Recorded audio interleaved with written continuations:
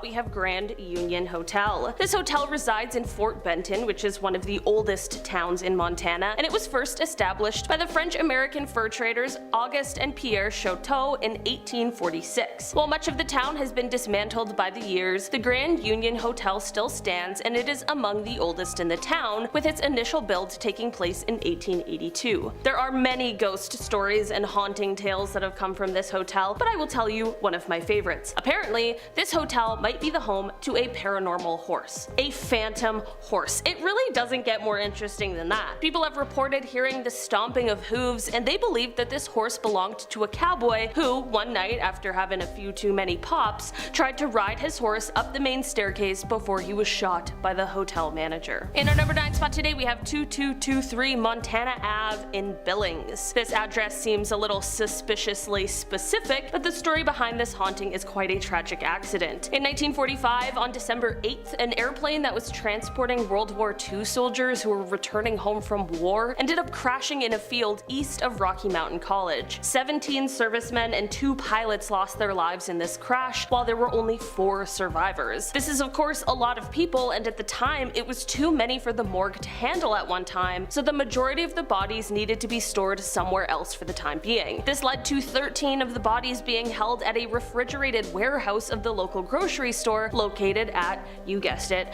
2223 Montana Ave. This address has had many different businesses come through its doors since this tragic story occurred, and with all these businesses, the same chilling stories have remained. Employees and customers have reported seeing the ghost of a man in a World War II era military uniform inside of this location. Considering the years it's been, it doesn't seem like he's going anywhere soon. In our number 8 spot today, we have Fort Peck Theater. This town dates back to the building of the Fort Peck Dam because the town was initially built to temporarily house the U.S. Army Corps of Engineers, workers, and their families. In the 1930s, while building the amenities that would be needed, the Fort Peck Theater was also built in order to provide the residents with some entertainment. The theater is still used to this day, mostly for theatrical productions, but it's also full of paranormal entertainment as well. The theater is said to be haunted by a male spirit who appears wearing 1930s work clothes. Some visitors even report hearing sounds of men at work even when the theater is empty, and sometimes apparitions even appear in the dressing rooms. I just think that's the most theater thing ever. Ghosts in the dressing rooms? Shakespeare would love that. In our number 7 spot today, we have the Boulder Hot Springs Inn and Spa. This inn is located, of course, in Boulder, and it is actually a place that dates back to a time before Montana was even a state. This now historical landmark was initially created or recognized in 1881, and it was a place where businessmen, miners, and ranchers could all go, and here they could sort of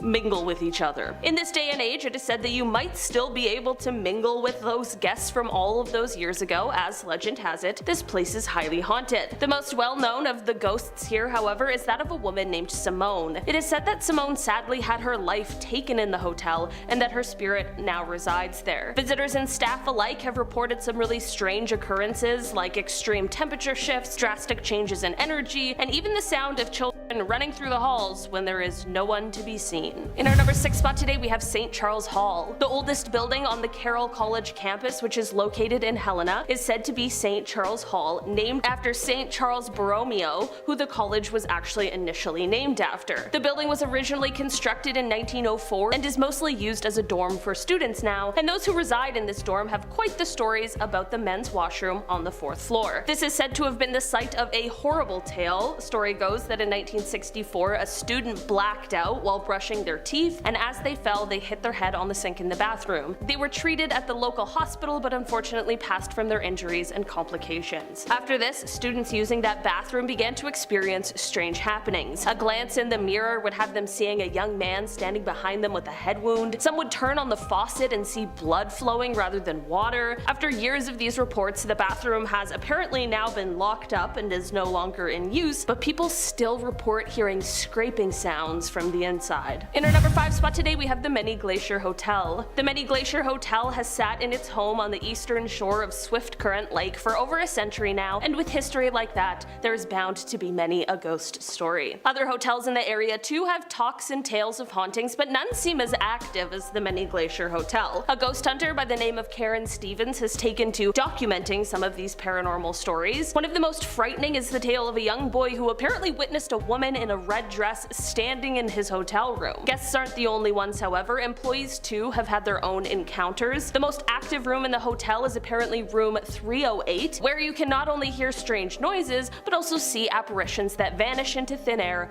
just as quickly as they appeared. In our number 4 spot today, we have the Daly Mansion. This mansion is located in Hamilton, and in its previous life, it was the farmhouse to the Copper King Marcus Daly. He purchased this home in 1886 and put it through some extensive renovations for it to become the sort of Georgian revival style that it still has today. In 1941, when Margaret Daly passed away, the house fell into disrepair after several years of being neglected, and this led to the state purchasing it in 1986. The state began restoration work on the property, and this is when many of the haunting tales started to spread. Smoking, of course, is not allowed in the home in this day and age, but many visitors to the home have experienced the distinct smell of a cigar smoke that seems to be coming from what was once the office of Marcus Daly. Not only this, but in the music room, there is a painting that just can't quite seem to stay on the wall, but no one has ever seen it fall off. Some even report to have seen the ghost of Mrs. Daly themselves. In our number 3 spot today, we have Grasshopper Glacier. This place is quite different than the others on this list, but for me, this place is the stuff of nightmares. Yeah, if you aren't a fan of bugs, you can go ahead and skip this one. If I were you, I would go. A glacier in Montana is the home to many grasshoppers and locusts. Yeah, imagine heading to a glacier, but you forgot bug spray. What a fool. Oh wait, I forgot. Grasshoppers, they don't care. They aren't mosquitoes, they're absolute savages. Appropriately named Grasshopper Glacier, the mile-long glacier near Crook City holds the remains of extinct grasshoppers. The only thing worse is if they all came back to life. These guys likely were in the middle of travel when they found themselves stuck in a blizzard, and now they're stuck for the foreseeable future. This is like a very forbidden version of one of those like scorpion lollipops. In our number 2 spot today, we have Virginia City. This town is often referred to as a ghost town due to the fact that as of 2020, the population sat just slightly over 200 people, and it is no surprise that this ghost town is said to be the home of some of Montana's most famous hauntings. Virginia City was first founded in 1863 by prospectors who originally named the area after the wife of Confederate President Jefferson Davis. The name was only changed when a Judge G.G. Bissell, who was signing the town's registration, objected to the name and instead ruled it to be called Virginia. The town's population began to grow once people heard of the nearby gold deposits and discoveries. As the town grew, there wasn't sufficient law enforcement, which meant that there were a lot of vigilantes out there looking to take the law into their own hands. This led to many people who were suspected of being traveling robbers being hanged by said vigilante groups. By the time the 1940s rolled around, the town was in ruins. Charles and Sue Bovey ended up coming and buying up all the property they could, and the town now remains a tourist site, but not without some ghostly tales to spice up the story. One of the most well-known ghosts is that of a tall man in a blue Civil War soldier's coat, and he is often said to be found walking around the town's boardwalk at night, smoking as he strolls. Another one of the most famous sightings is that of a woman and a young girl. Little is known about their story, but they are often cited by tourists.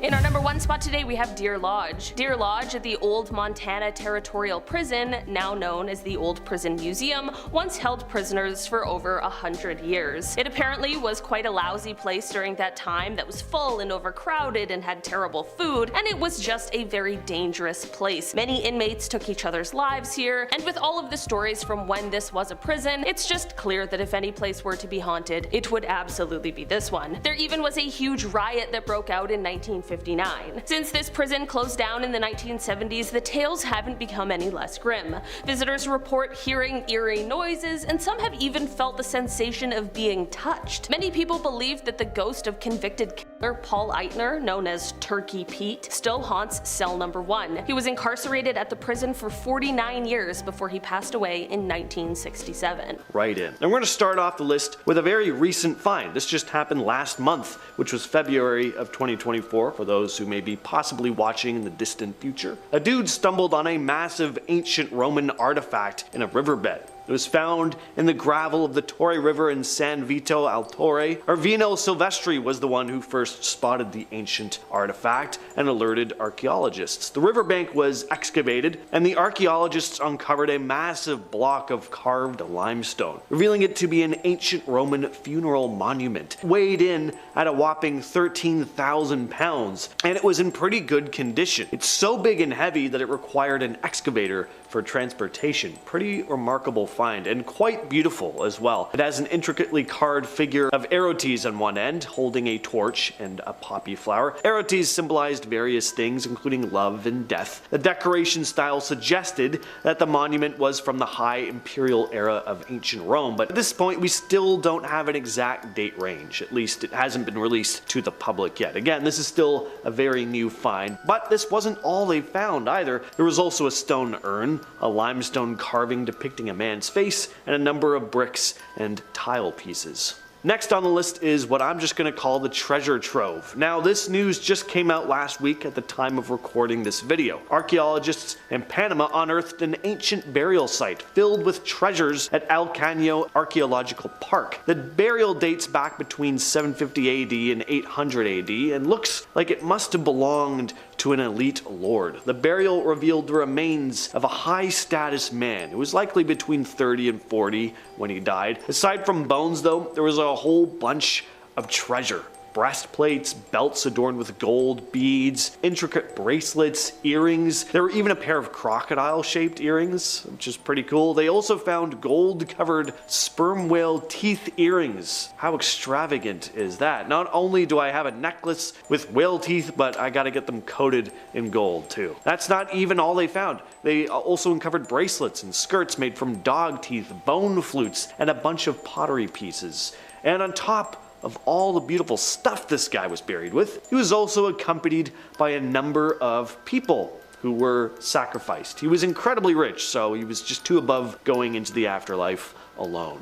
Next on the list, we have a horrifying pit of severed hands. Apparently severed hands were a big deal in ancient Egypt. Archaeologists made a pretty gruesome discovery when they came across pits filled with severed human hands. They were found during excavations of a palace near the ancient city of Avaris. These pits contained hundreds of severed hands, neatly stacked together, and the largest pit was right in front of the throne room. Researchers believe that these hands were severed from enemies captured in battles or raids. It's not entirely clear why these hands were collected and stored, but there have been images found of soldiers trading severed hands for gold, so some speculate that they might have been offerings to the gods or simply just trophies of victory. Next up, we have the Herxheim archaeological site. So back in 1996, during routine excavations, archaeologists came across this pit filled with human remains. Now, that's gotta be alarming even for an archaeologist. I can't imagine you ever get bored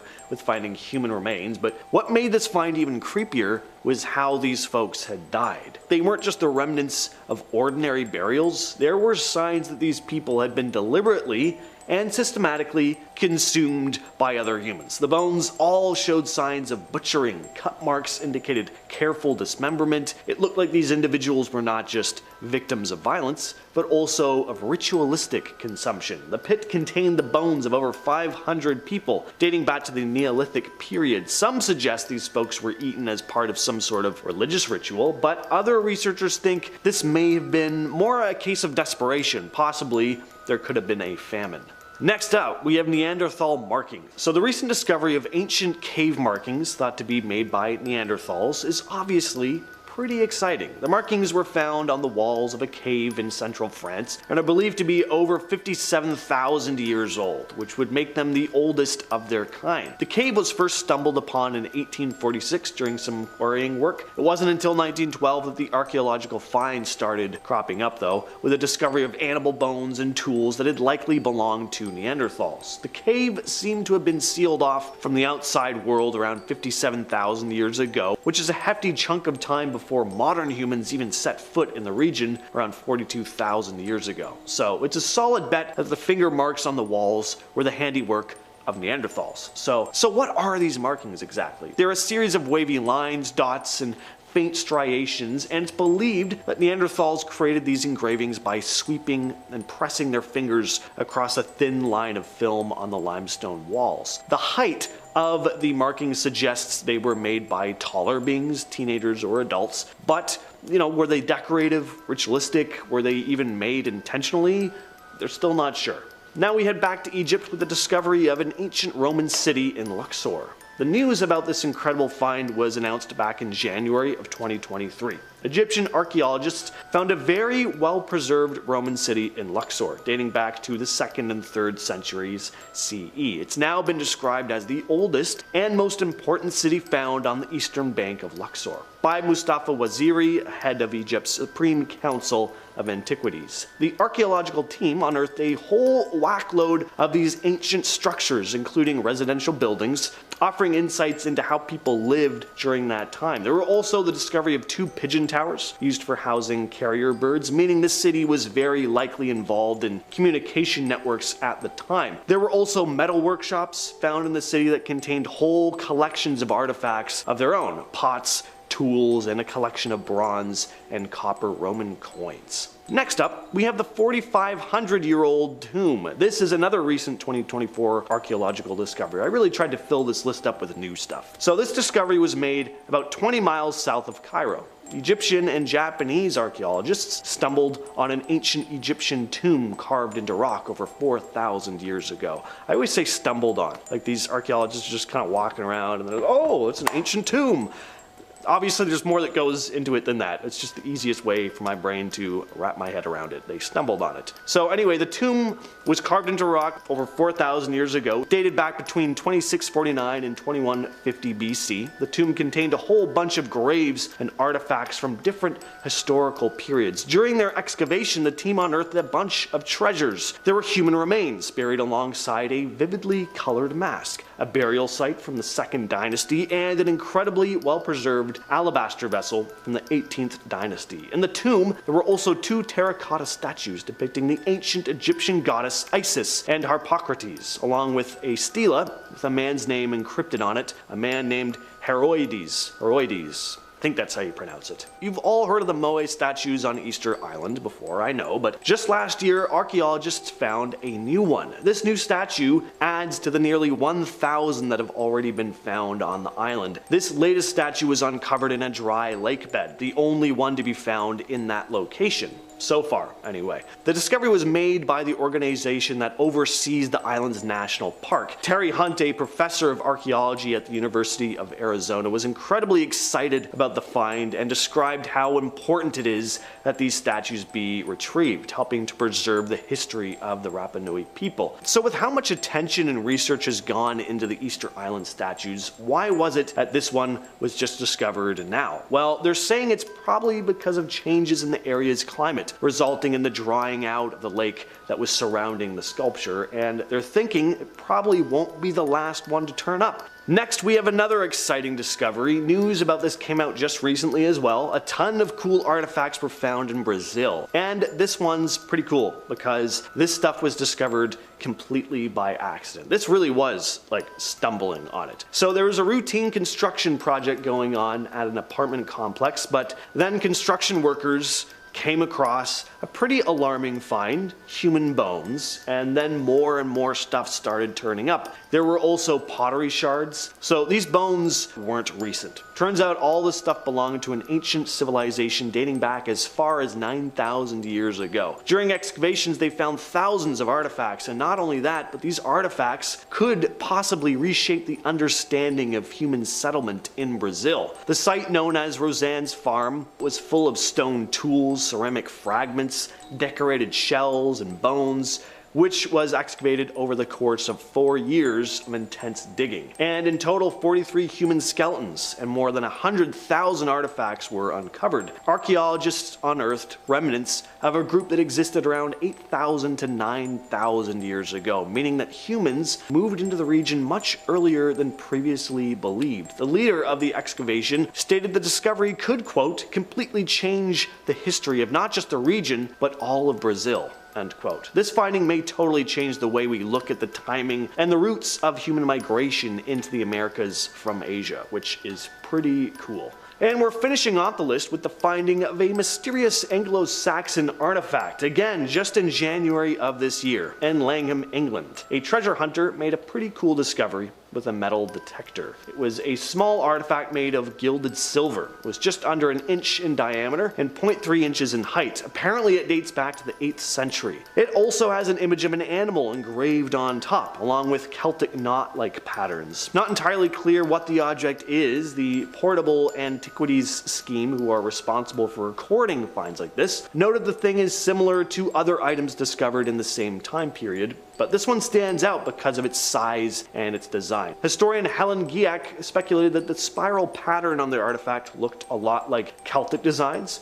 and that the animal depicted could be a horse. Definitely what it looks like to me as well. She also praised the craftsmanship, noting that it was created by someone with a keen eye for beauty. And again, I agree, that thing, it looks fantastic. And is Maple Hill Cemetery. Founded in 1822, this cemetery is the oldest and largest burial ground in the state, where roughly 80,000 people have been laid to rest. But with that many souls in one place, it only takes a matter of time before people start noticing something strange happening. While during the day, you may be spared from witnessing a horrifying spirit, it's said at night the tortured souls are unearthed, roaming the grounds in search of answers. Most unsettling is the park on the property, also known as the Dead Playground. Oh gee, that sounds inviting, don't you think? Apparently it's nicknamed that as many young people are buried in the area, and visitors brave enough to see for themselves what goes on claim that at night the trapped souls of the young can be seen playing around the park, while their creepy giggles echo throughout the grounds. But whatever you do, make sure you pay respect to Mary Bibb. If you knock on her mausoleum walls, she will reply with a gentle creak of her rocking chair buried inside. But if you forget to greet her, well, she just might haunt you forever.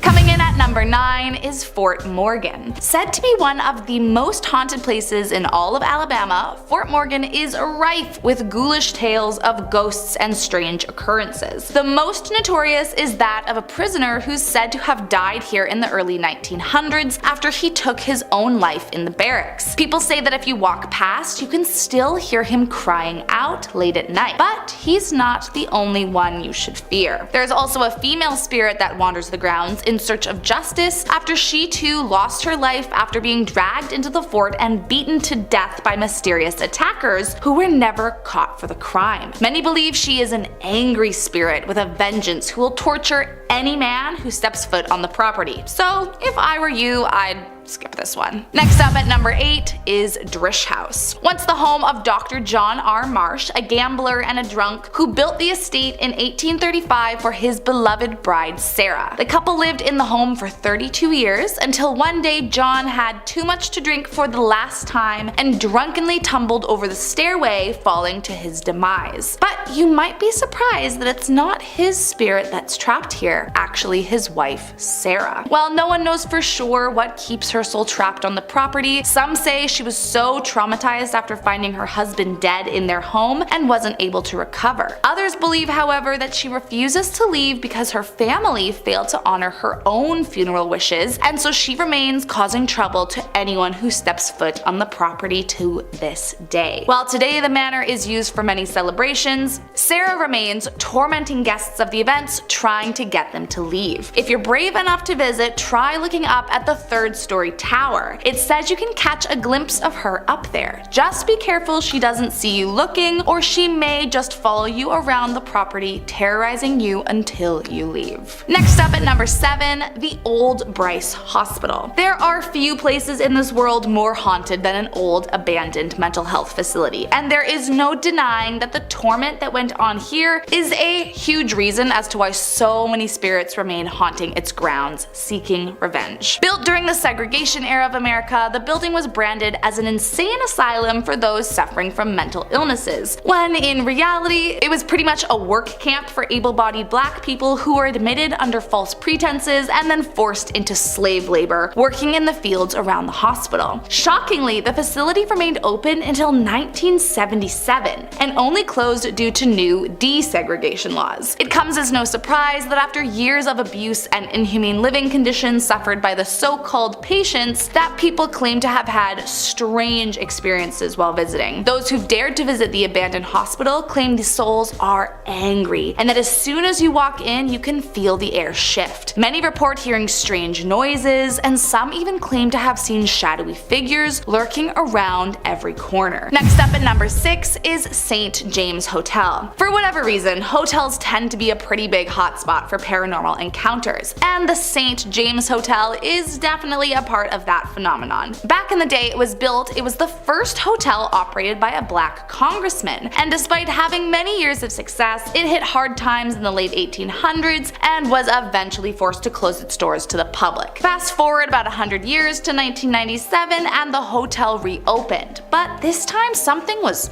off about the building. Something just wasn't right. During its century-long time as an abandoned building, it became a horrifying hub for lost souls, and I guess they decided to remain, haunting all those that dare stay the night. Visitors claim seeing full-bodied apparitions sitting at the bar, or witness lights shutting off out of nowhere. But most creepy of all was a recorded visit when a psychic research team was brought in, and they walked the grounds asking if anyone was there, but they never heard a response back. But later on, when they played the tapes, an older man's voice responded saying, "Well, that's a stupid question," making everyone in the room jump. So, what do you say? Are you brave enough to pay the ghosts a visit? Coming in at number 5, Cahaba Ghost Town. It likely comes as no surprise that a ghost town is also home to thousands of unsettling spirits, but few are more terrifying than Cahaba. Once the capital city of Alabama, it was abandoned after the Civil War when terrible flooding led to most of the buildings falling into complete disrepair, and so the citizens who survived were forced to leave for good. Today, nothing remains but the ruins of what used to be, including a church, a few cemeteries, and the Barker Mansion and its slave quarters. And I mean, that is just all the ingredients for a haunted ghost town if I've ever heard of one. Those that have tried to visit the once booming city recount that as soon as you enter the town's borders, cell service gets spotty and unreliable, only to be completely fine as soon as you step even 1 foot off the border of the town. While that alone might not scare visitors away, there are also countless reports of visitors witnessing terrifying apparitions and hearing the voices of the dead crying out at night for revenge. So visit at your own risk, but don't say I didn't warn you. Coming in at number 4 is the Boynton Oak. Of all the things that are usually haunted, like cemeteries, hospitals, churches, the last thing you'd likely expect to need to be afraid of was a tree. But trust me, this is no ordinary tree. The Boynton Oak is said to have grown from the grave of one Mr. Charles Boynton. As the legend goes, back in 1835, Charles was accused of friend Nathaniel Frost. Charles disputed the accusation and never once wavered from his alleged innocence. Still, he was found guilty for the crime and sentenced to execution as payback. But right before he was executed, he declared in front of everyone that a tree would spring forth from his grave as a proof of his innocence, and then they would all see that they had caught the wrong man. And shockingly, this is exactly what happened. Many claim that Charles's spirit haunts the tree above his grave, often freaking out those who come to visit. Even spookier is that some claim to have even seen him sitting under the tree waiting. But just who is he waiting for? No one knows exactly. Coming in at number 3 is Sloss Furnaces. Once built as a means to access iron ore, coal, and limestone, the Sloss Furnaces were far from a safe place to work. It's believed over the years at least 47 men lost their lives working at the furnaces due to the incredibly dangerous work conditions. But the most talked about is that of James Slag Wormwood, a former foreman of the furnaces known for being cruel to his employees and who died after slipping and falling into a pool of molten iron ore. Although there is rumor he may have been pushed by his workers, forced to the brink after his unending abuse. Still, after Wormwood's death, strange things started happening more and more frequently. Workers were seeing strange things, hearing strange noises, and started to feel like they were going crazy. Employees were being found injured or seen tripping and falling out of nowhere. Each of them recounted that an angry man covered in burns had tried to push them after screaming at them to get back to work. Then in 1971, a watchman encountered what he described as a half-man, half-demon who tried to push him up the stairs. After the watchman refused the spirit's advance, he was badly beaten by the entity until he fell unconscious. Later, while being examined, he was found to be covered in severe burns where he says he was beaten. So unless you're looking to be beaten up by an angry spirit and covered in burns from the blows,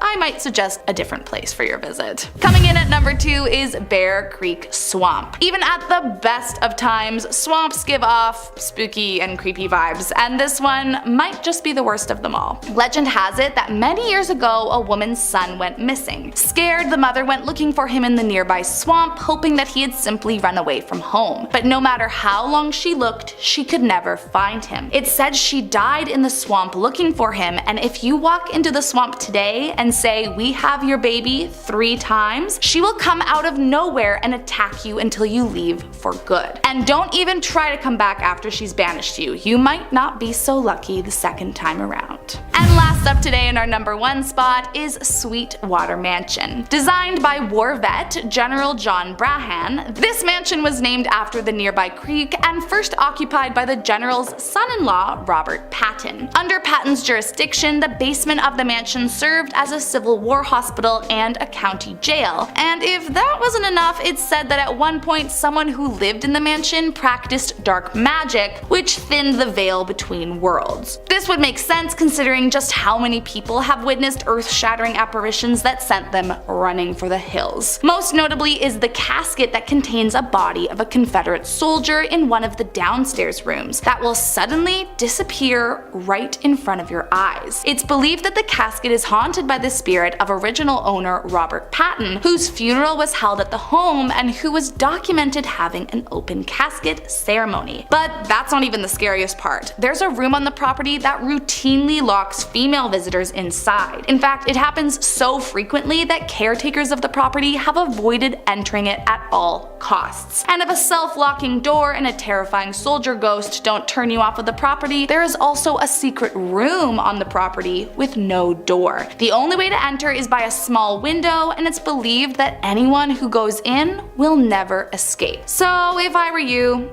I'd skip this one. Stairway to Heaven. The Stairway to Heaven, or the Haiku Stairs, is a very steep hiking trail that was closed in 1987. It was closed because of lack of maintenance of the trail and it was deemed unsafe. It's considered one of Hawaii's most dangerous trails, but that didn't stop 18-year-old Dalen Pua from hiking out there. On February 27, 2015, Dalen went out for a hike. He had previously told his grandmother, who he was visiting, that he wanted to do so, but she warned him against it. Also, you can get charged if you do trespass. But that didn't deter Dalen. On that day, he told his grandma he was going out for a hike, but she didn't think he would dare to go there. She was wrong. The last time anyone saw him was around 11 a.m. when he sent a photo to his family of him at that location. He never returned home. Of course, there are a number of theories as to what happened to him. Maybe he fell while on the hike, since the area is dangerous. But then again, his body or bones were never found. Another theory is that he was kidnapped or killed by someone. In the photo he sent to his family, it said you can see a man lurking in the foliage. Was this his killer? Sadly, we might never solve this case. Coming in at number 9, we have Snake Island. With a name like that, who would even want to visit it? And as you probably guessed, it is covered in snakes. This island is apparently home to around 4,000 snakes, most of them being golden lancehead vipers, aka one of the deadliest serpents in the world. It's said that this type of viper can grow up to 18 inches long, and it's so poisonous that one bite can kill you within an hour. As a result, the Brazilian government has banned anyone from ever going there. If you do, well, chances are you won't make it back alive. Legend goes that a fisherman arrived at the island in search of bananas, but was found days later in his boat, dead in a pool of his own blood. Then from 1909 to the 1920s, a family lived on the island to run the lighthouse. But according to another legend, the entire family was found dead after a group of snakes came into their home and attacked them. So like I said before, You don't ever want to go to this island. Moving on to number 8, we have Area 51. Of course this had to be on the list. Area 51 is a top secret government facility that is illegal for the public to visit. Anyone that does try to trespass can be charged, arrested, or even shot to death. This is what happened to a man in 2019. On January 28th, the man attempted to get into Area 51. He was then chased down by some cars for 8 miles. When he got out of his car, he was shot dead. Another case would be the 2 YouTubers that were arrested in September of 2019 after they tried to sneak into Area 51 and were caught recording the premise. I know we all want to know what really goes on in there, like if they got aliens or whatnot, but curiosity killed the cat. Just saying. In our 7th spot, we have the Devil's Hole. With a name like that, maybe it's best you don't visit it. So the Devil's Hole is located in a national wildlife refuge in Nevada. You can tour the area, but access to the Devil's Hole itself is off limits. They have a sign and a fence guarding the area, and the sign reads as so: "Due to the scientific importance of this area and its fragile nature, unauthorized entry is prohibited." Yes, they want to protect the ecosystem, but also it is so dangerous to enter there. So Devil's Hole is like a little hole of water. When you dive in, it's filled with complex underwater caverns. Back in 1965, one night a group of 4 friends decided to hop the fence and explore the Devil's Hole. It was Paul, David, Bill, and Jack. Jack was on the lookout while the 3 dove in, but Paul never resurfaced. As a result, David and Bill both went back under to look for him, but then David never resurfaced. To this day, their bodies have never been found. Moving on to number 6, we have Ramree Island. Tourists are banned from ever visiting this island, because chances are your vacation will take a deadly turn if you decide to go there. This island is home to thousands of saltwater crocodiles, and they weigh around 2,000 pounds. Even the small ones pose a threat to humans. They have the capability of killing someone twice their size. On top of that, they are highly aggressive and will attack anyone that enters their habitat. In fact, the most number of fatalities in a crocodile attack took place at Ramree Island. In 1945, British soldiers drove the Japanese fighters off the main area of the island, forcing them to flee into the marshy area surrounding the island. One problem: those marshes were filled with hungry crocodiles.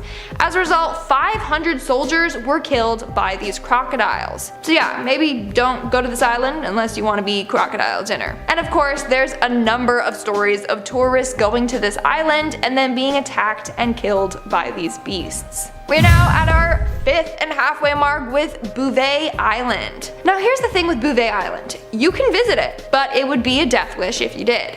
Bouvet Island is extremely isolated and is almost completely covered by a glacier. Its nearest inhabited land is 1,600 miles away. One way to get there is by boat, but it would take very long and you would be facing extreme weather conditions while doing so. As a result, most expeditions are done by helicopter. Even then, if the weather suddenly changes, you're basically screwed, because the island is so remote and far away from other pieces of land. But in 1964, a lifeboat was found abandoned at this island. How did it get there? How could this little boat survive crossing the Southern Ocean? It's a mystery that still baffles many. But also, where did the passengers of the boat go, if they had any? We got no clue, just a couple of theories. And at number 4, we have Vortex Spring. Vortex Spring is known for having pretty complex diving caves, but only those that have a diving certificate or are accompanied by an experienced diver can go there by themselves. In the 1980s, 13 people died in the vortex. There's one area in the underwater caves that are considered so deadly that it's blocked off, and people are prohibited from entering there. It's got this creepy warning sign with the Grim Reaper, and it's often locked with a gate. It's just far too easy for people to get lost and drown in there. But that didn't stop Ben McDaniel. On August 18, 2010, Ben was seen entering the water near the caves and was never seen again. This case is quite strange, like there's a lot of pieces to it. Some say he faked his death because he owed the IRS a lot of money, and also he had a failed marriage, so maybe this was his way of starting over. Or Ben really did get lost in the caves and drowned, but his gear or body have never been found. In our 3rd spot, we have the Bolton Strid. The Strid near Bolton Abbey is said to be the most dangerous dangerous stretch of water in the world. Just by looking at it, you wouldn't even think it's dangerous. I mean, the current isn't even that fast. But below the water surface are strong undercurrents that will toss you back and forth against the sharp, jagged rocks until you die. It's also fairly deep and it could just suck you down until you drown. In fact, it has a 100% fatality rate. Everyone that has gone or fallen in have never made it out alive. Their bodies also have never been found. There are a number of stories of people trying to leap across the river only to slip and fall in. In one case, there was a newlywed couple visiting the Strid. However, upon trying to cross the Strid, the bride fell in, and the groom fell in also trying to save her. As a result, there are a number of warning signs all around the area trying to warn people of the Strid's dangers. But of course, a lot of people ignore the signs since the Strid is so deceiving and looks pretty safe. In our second spot, we have North Sentinel Island. The reason why you can't visit this island is because it is home to a tribe that will kill anyone who dares to intrude on their land. They live their own life completely isolated from the rest of the world. In fact, they still live a hunter-gatherer lifestyle. But a man named John Allen believed that with the power of God, he would be able to convert them to Christianity and help them. He believed that this island was Satan's last stronghold on Earth. So in November of 2018, he headed out to the island. Now, the people that took him there knew of the dangers and really didn't want to, but he was so insistent that they finally gave in. In fact, they were later arrested for doing so. John's first attempt at making contact with them didn't go as planned. As soon as he stepped foot on the island, several men came charging at him, firing arrows. So he fled. But on November 16th, he tried again. He got a fisherman to drop him off alone, and that was the last time anyone had ever seen him. When people went back there for him, they saw the tribe members dragging his dead body with a rope. And in our number one spot, we have the secret cave. It was the evening of August 17th, 2005, and 5 friends were having dinner together. They were Scott McDonald, J. Blake Donner, Jennifer Lynn Galbraith, Ariel Singer, and Stephen Hunley. While eating, the group got to talking about this secret cave, which was a legend where they were from. It's all about this cool secret cave slash hangout spot. Rumor has it that's where human sacrifices were made, etc. But of course, no one thought it was a real cave. That's when Jennifer said that it was real and that she had been there before. The friends, not really believing her, asked her to bring them there. And so they did. So basically, up in the mountains by Brigham Young University, there was this small opening to a cave. The entrance was in the shape of a Y. But in order to get to the secret hangout spot, Jennifer told them they would have to dive down one area through this underwater tunnel to the other side, where there was an air pocket. The tunnel was 15 feet, and the gap they would have to swim through was 20 inches wide. So it was just enough for people to squeeze through. On top of that, someone had put a rope in the water so you could just pull yourself underwater with. So that's what the 4 of the friends did. Stephen Hunley decided to stay back. He waited for the group for about an hour, then he decided to call for help. And when police arrived, they were horrified at what they saw. So it seems like the group of friends successfully managed to get to the other side, but they couldn't make it back. The police ended up pumping out the water so that they could enter. And that's when they found all 4 of the friends' bodies stacked up against each other.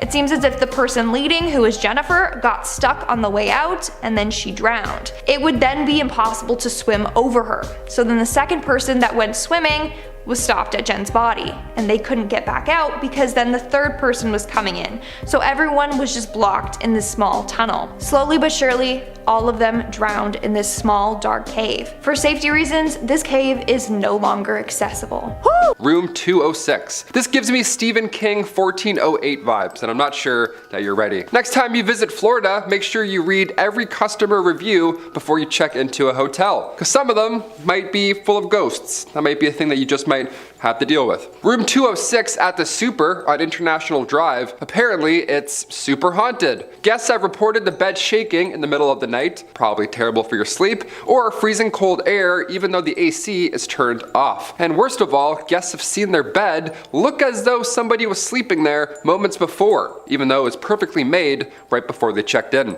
Can ghosts squat? Is that legal? We've got a couple of spirit squatters in our room. Gotta move. Number 9, Disney on Ice. Many families love to visit Orlando at this time of year. The theme parks there are spectacular, especially Disney World. I went once when I was younger, but I don't recall ever seeing a real life Walt Disney. I don't know. Maybe it has something to do with the fact that he died in 1966. Who knows? But never say never. One of Orlando's oldest tales is that Walt Disney had his body cryogenically frozen after his death. And right now, apparently it's being stored in a bunker underneath the theme park. I mean, that's a bit more creative than being cremated. I'll give him that. It's pretty Walt Disney of him just to freeze himself forever. A grad from the University of Central Florida Film School, Benjamin Lancaster, they actually made a film about this whole idea. It's called The Further Adventures of Walt's Frozen Head. That's a family classic, some would say. Number 8, Scarlett O'Hara's. You're gonna need 2 pieces of ID for this next one, alright? Perhaps the most haunted bar in Florida, located in St. Augustine, Scarlett O'Hara's is haunted by a past owner. Many believe that spirit likes to make itself known to guests. That's always fun. Try and go grab a pint and now you got a ghoul in front of you. That spirit is one of George Coley. Now George sadly bit the bullet one night when he was in his bathtub, so now we have a series of unexplainable events. Plates and glasses will sometimes move across the bar on their own, and the jukebox keeps playing Help Me Rhonda even when it's unplugged. So that's absolutely terrifying. If you want to check it out now, be warned, because it's a full-on tourist attraction at this point. But if you go, you can pose alongside the same bathtub that George Coley died in. Yeah, how lovely is that? Are we going to Disney World? Nah, even better, Scarlett O'Hara's. Yeah, you're gonna love it. Number 7, Stranahan House. You don't want to be stranded at the Stranahan House. It's gonna be bad news. Fort Lauderdale has a few haunted hidden gems, and the oldest house just happens to be the most haunted. What do you know? What odds are that? What odds are that? What are those odds? There we go. The house's OG owner was Frank Stranahan, and today, if you visit ye old stomping grounds, well, you might catch Frank in a photo or two. It's said that Frank still oversees the place, and he regularly shows up in guests' photos. So this ghost likes to photobomb. That's pretty amazing. I kind of like that. I suppose being trapped in the same house for all of eternity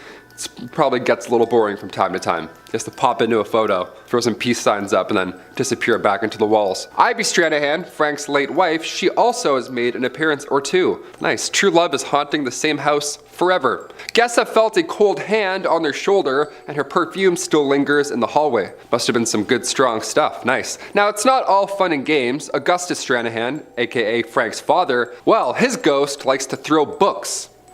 It's really aggressive, so heads up for that, I guess, if you go. Cheers. Number 6, the Plaza Resort and Spa. Ah, yes, kick back and relax with ghosts. It's just what you want. You're never alone, I guess. That's a plus side. The Plaza Resort and Spa sounds like a relaxing getaway until you start looking up footage of the actual resort. One's gonna get your attention for sure. Back in August 2013, security cameras captured late night footage of this shape-shifting ghost, some sort of spirit, some scary blob. It's bad news, really, in any regard. What happened was the original building was destroyed by fire in 1909, and current staff will testify that they've seen the ghosts of victims caught in that blaze. How they know? I have no idea, but apparently they do know. It's a lot of details for one ghost appearance. One of the most common sightings includes a woman whose spirit is known to mess with the elevators and make items in the kitchen disappear. Okay, really? That last one's for sure an employee stealing food. He's like, oh yeah, I don't know. I think a ghost ate that cheesecake, boss. I don't know, spooky stuff, spooky. Number 5, the Blue Anchor Pub. Another bar, another haunted bill to pay. Here we go, debit or credit. Heading over to Delray Beach, the Blue Anchor Pub was built in 1840s in London, but the wooden interior was sent to New York City and then later on sent to Florida in 1996. So yeah, these spirits must be confused. They go from Jack the Ripper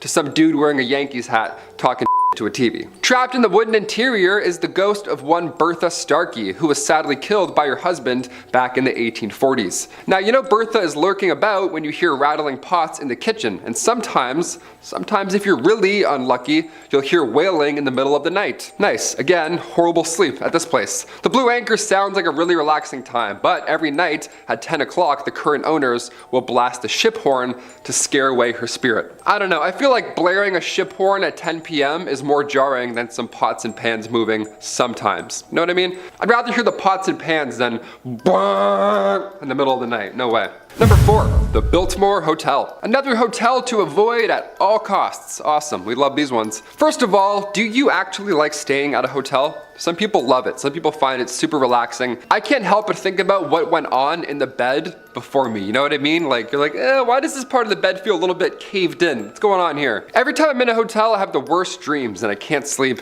at all. The Biltmore Hotel in the city of Coral Gables is also one of the most haunted hotels in Florida. You've probably heard of this at some point. It all started in 1926 during initial construction. The Biltmore witnessed a foul killing on the 13th floor. The 13th floor of all floors, my God. The Biltmore was also turned into a military hotel during World War II before ultimately being closed and then abandoned later in 1968. Now, the city renovated the hotel later on in the 80s, but it didn't take long for ghost stories to start to spread. It's horrible, horrible past, I mean, more than fair. Now, of course, the most activity is on the 13th floor, so if you do check this one out, really double down, go to the haunted floor, you know, don't just look outside and then book. Go in, stay a night. I can't believe some buildings don't have a 13th floor. Can you imagine that? Well, they do, but everyone pretends that they don't, you know what I mean?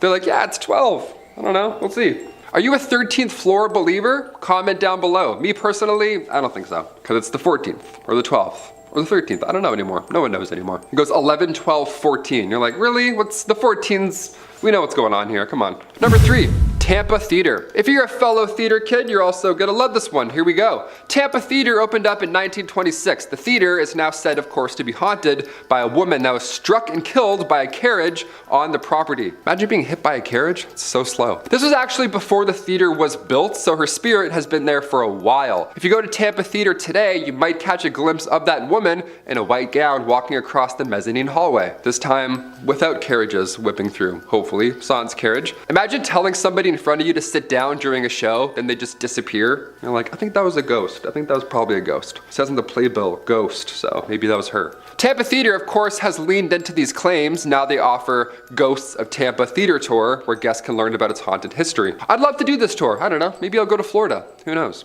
I won't. I'm like, I'm probably not going to. Number 2, Key West Cemetery. A cemetery that's haunted.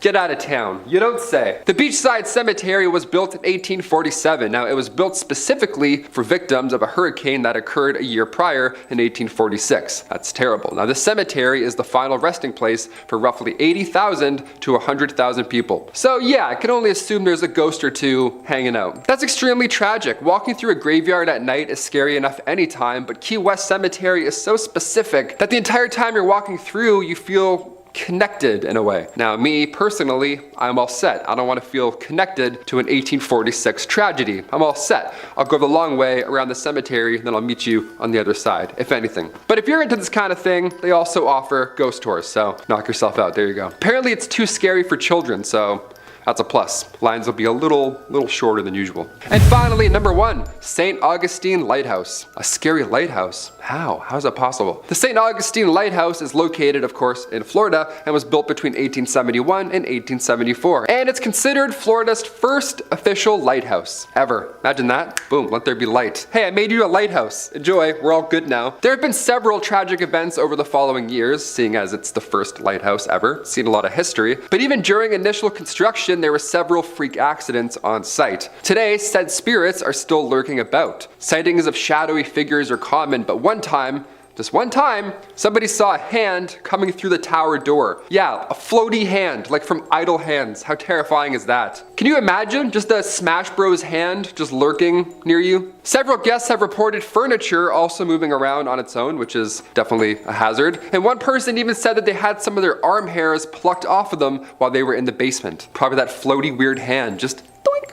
Give me one of those. Another guest felt someone grab their ankle at one point while walking down a hallway, which actually caused them to trip and fall down, so something's going on. I don't know what this ghost hand wants, but it's pretty chaotic to me, it seems. I think the ghost hand wants you to click like if you like this video. I think that's what it wants, really. Building. The Bisman Building was built in 1886, and fun fact, the film Shawshank Redemption used this place as a filming location. If you have seen the film, the building is used as the entrance to the Brewer Hotel, where Brooks and Red stayed stayed after they were paroled from Shawshank. The real building, though, is haunted. While here many people experience a feeling of dread and sadness, particularly on the 3rd floor. Many people also report an overwhelming sensation of darkness when on this floor, so if I were you, I would just stay away from the 3rd floor in general. Disembodied footsteps, voices, being poked and pushed, black shadows, and dark figures caught in images seems to be something that happens a lot. Spirits of a young girl, Ruthie, her aunt, and the spirit of a retired worker who died in an accident before leaving the building are 3 identified spirits that stay here. In past investigations here, investigators have received audible responses to their questions. Yep, the ghosts spoke to them. One piece of audio evidence was when an investigator asked if they could speak to Ruthie, and a voice was caught saying, "Is Ruthie here?" In addition to Ruthie, people have witnessed the spirit of a woman throughout the upper floors,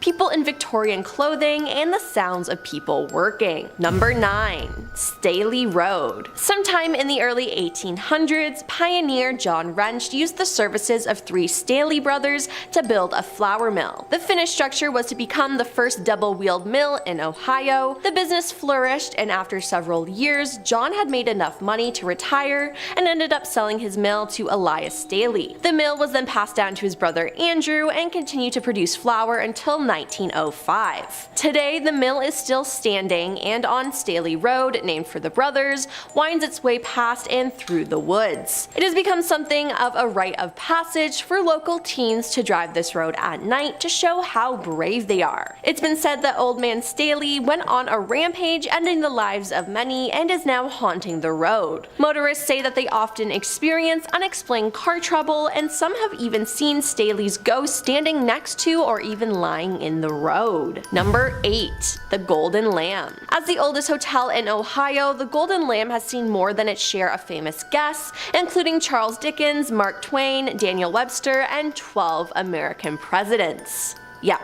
12. It's fantastic, but there's also been death and tragedy in the hotel. Guests have cited a girl who may be Sarah Stubbs, the niece of the hotel manager in the 1800s, or possibly Eliza Clay, a girl who died of a high fever at the hotel in 1825. The ghost of Charles R. Sherman, an Ohio Supreme Court justice who died at the inn in 1929, is said to appear in the hallways as a gray, gaunt man and conjures the smell of cigar smoke. Charles's death left his wife and 11 children, including Civil War General William T. Sherman, penniless. As a result, most of his children were put up for adoption, and some say the guilt of his family's demise keeps his spirit at the inn. Number 7. Moonville Tunnel. Located deep in the woods, the tunnel is framed by a faded stone archway covered in moss. The tunnel itself is long and extremely dark. It's actually an out-of-work stretch of railroad track that leads to an old coal mining town. If you're brave enough to venture through it, you might see the ghost of Frank Lawhead, an unlucky train conductor who met his end in a head-on collision with another train. Visitors in the area have taken photos with cameras or phones,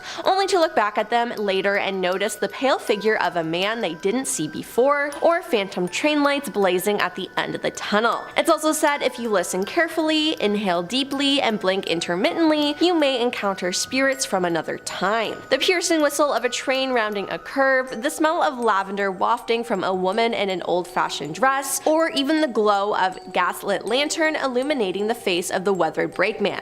So that's fun. Number 6. The Buxton Inn. The Buxton Inn was built by Orrin Granger in 1812 as an inn and tavern, and it also served as Granville's first post office and as a stagecoach stop. I'm just gonna say it, this place is haunted. The first ghost spotted in the Buxton Inn was the first owner, Orrin. Other ghosts include the Lady in Blue, rumored to be the former innkeeper Ethel Bonnie Bonnell, Major Buxton, whom the inn was named, and even a phantom cat seen slinking along the halls. There's been strange activity like footsteps and doors opening on their own reported in the inn's basement, where stagecoach drivers would often stay during their stopovers in the past. However, the ghosts just don't stay in the basement. Oh no. Rooms 7 and 9 are said to be the strongest places for activity, with apparitions appearing. One guest even reported a ghost cat showing up to cuddle and purr in the middle of the night, which, like, Aw, that's so cute. Guests have reported strange phenomenon throughout the hotel though, like their names being called out and invisible footsteps. I would not want to sleep there. Number 5. Woods surrounding London. Okay, again, not London, England, but London, Ohio. Deep inside these woods sits an old abandoned barn that is so rotted away it is practically melded back into the trees. It's rumored that ghosts like to spend some time here. If you ask anyone from the area, they'll tell you that these woods are haunted. According to legend, a family of 5 was traveling through the woods in the late 1890s when they were stopped and had their lives ended by a band of thieves. Those brave enough to wander through the woods of London at night have reported hearing gunshots and disembodied screaming. Others have felt a sudden drop in temperature before seeing a strange white mist hanging in the trees. Let me just say, it's a no from me. Number 4. Ridge's Asylum. Ridge's Asylum originally opened in 1874 and was known as the Athens Asylum for the Insane. It had 2 wings, one for female patients and one for the male patients. The most violent patients were housed at the outermost tip of each wing. By the start of the 1900s, the asylum had become dangerously overcrowded, and rumors of inhumane treatment at the hands of the overworked staff were growing. Despite this, it was not officially closed until 1993. Some parts of the building are still in use, while other areas are completely abandoned. One of the scariest places in the building is the outline of a body where Margaret Shrilling died in 1979. She apparently got lost in the disused part of the hospital in the winter of 1978-79 and was not found for more than a month. When the corpse was eventually removed, it left a stain that could never be washed away, which just makes me gag thinking about it, but imagine the smell, like, ew. Ugh. She is one of the many ghosts who is said to walk the asylum at night. Strange figures have been seen roaming around the old floors. Others have heard disembodied voices, footsteps, and screaming. Most appealing to imagination is the basement. Some claim severely disabled patients were kept on chains in dungeon-like places. Some say they've even heard the chains being pulled. Oh, and there's also a cemetery on the grounds which holds over 1,930 bodies. Of those, 700 women and 959 men lay under the headstones marked with only a number, which is sad. Number 3. Bobby Mackey's. Built in 1850, Bobby Mackey's is said to be the most haunted nightclub in America. When it was first built, the building served as a slaughterhouse and meat packing facility. The standard for most slaughterhouses of its day, the facility featured a well to collect the runoff of animal blood, innards, and other waste. If that image wasn't icky enough, there have also been several deaths in and around the club throughout the years. The place harbors energy so dark that a portal to hell is rumored to swirl somewhere within its basement. There is strange, suffocating heat, a trash can once flew through the air, and the apparition of a man with a handlebar mustache appears in the mirror. I would not want to get anywhere near that place ever. Number 2. Licking County Jail. Originally opened in 1889, the Licking County Jail is now home to only prisoners serving afterlife sentences. It contains stacks of cramped, grimy cells lining its dimly lit halls. Since being put out of commission, the jail has become a notoriously haunted hotspot. While it was operating, a total of 3 sheriffs and 19 inmates died on the premise. If you make your way to Licking County Jail, it's said you should peer between the cell bars as figures of prisoners are said to peer back. Visitors have reported hearing cell doors slamming, being touched, whispering in your ear, whistles, the sound of footsteps, some of those being what seems residual, the jingling of keys, screams, and moaning, as well as seeing strange light anomalies, full shadow figures, and photos with unexpected images in them. That sounds absolutely terrifying, and I would not want to go there. And coming in at number 1 is Sedamsville Rectory. The Sedamsville Rectory is a historical building that once served as the home for priests of Our Lady of Perpetual Help Church. Priests of questionable moral character were rumored to live here, if you know what I mean, including a man who was moved around considerably before retiring from the priesthood, leaving some to believe the church was covering up his tendency of mistreating animals. His fellow priests later confessed to hearing strange sounds sounds coming from his bedroom and feeling uneasy in his presence. As the alleged site of the mistreatment, it's no shock that the place has some wicked demonic energy. Reports detail strange howling cries and deep scratches appearing in the flesh of workers. The current owner of the building, Terry Scott, even claimed that she was pushed by an invisible force. The presence was so evil that a priest was called in to perform an exorcism, but his efforts did little to keep the demonic energy at bay, and whatever monster lurked in there still remains, and I would not want to mess with it. Want to see even more videos like this one? It's about real cursed paintings in history that you need to see to believe. Why were these paintings even commissioned in the first place? Click the video now to find out more. Create a video using exactly this script. Want to see even more videos like this one? Well, go ahead and check out this video next.